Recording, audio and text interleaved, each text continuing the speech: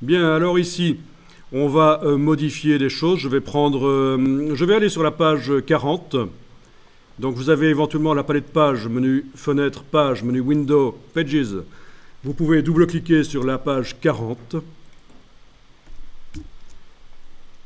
qui est en fait la première page du texte en flux continu, puisque les deux pages avant ne sont pas vraiment liées aux pages suivantes. On a vu, il n'y a pas de lien qui relie la page 39 et la 40. C'est à part, c'est la table des matières. Donc, je suis sur la page 40 et je vais prendre l'outil texte. Alors, quand vous êtes avec l'outil texte, je vous rappelle que si vous voulez bouger la page sur l'écran, il va falloir utiliser la touche Alt et non pas la barre d'espacement sur le clavier, la touche Alt, quand vous êtes avec l'outil texte activé. Alors ici, on va juste modifier un peu le premier grand titre. À la place de le terme, qui me fait un peu trop penser à la politique belge, je vais changer ça. L'expression devient courante. Oui, alors dans InDesign, vous n'avez pas de correction grammaticale. Donc si j'avais oublié de mettre le E ici, je suis mal.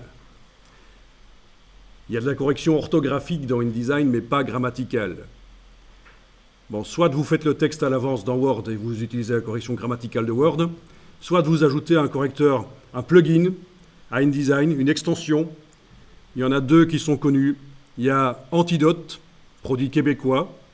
Et je réponds tout de suite à la question qu'on me pose d'habitude. Si c'est québécois, est-ce que ça peut corriger le français? Oui.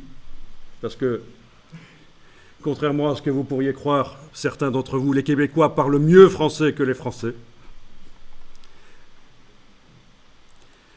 Et l'autre produit qui, chez moi, est installé ici, c'est Prolexis. Produit français, 3 fois plus cher que Antidote. Donc, pour vous, si vous ne devez pas aller très très loin dans les corrections sur du texte Antidote, c'est déjà très très bien. Voilà, bon. Ici, c'est vraiment la Rolls des correcteurs orthographiques. Il fait correction orthographique française, anglaise, typographique aussi. Donc, ça veut dire que les règles typographiques, si vous ne les connaissez pas, il va quand même vous les suggérer. Analyse de contexte, de fréquence, etc. Donc ça veut dire si vous faites des erreurs de français, il va vous le dire. Par exemple, les deux jumeaux Bogdanov. Il y a une erreur là-dedans. Non, c'est pas Bogdanov. Même si certains disent qu'ils sont une erreur de la nature, c'est méchant et il ne faut pas dire ça. L'erreur, c'est de dire les deux jumeaux, parce que les jumeaux sont toujours deux. Donc voilà. Ça, certains correcteurs orthographiques grammaticaux vont en plus vous suggérer et aussi vous suggérer d'autres manières d'écrire certaines choses que vous avez écrites. Voilà. Alors, vous avez corrigé ça. On va enregistrer le document, fichier enregistré sous. On va l'enregistrer dans le dossier que vous avez mis sur le bureau, dans le dossier d'assemblage en fait, que j'avais créé. Vous pouvez enregistrer le document sous un autre nom. Voilà, j'appelle numéro 52. C'est toujours plus sûr. Et alors, on va aller sur la première, sur la table des matières. Vous double-cliquez sur la page 39. Vous double-cliquez sur la page 39. Et bien sûr, la table des matières n'est pas à jour. Donc, avec la flèche noire, on sélectionne le bloc de la table des matières. Et on va la mettre à jour par le menu page.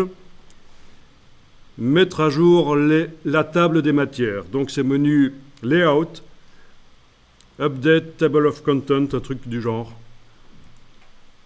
Et voilà, table des matières mise à jour. Donc le titre là est bien le bon. Il ne faut pas le faire à chaque fois que vous faites une modification.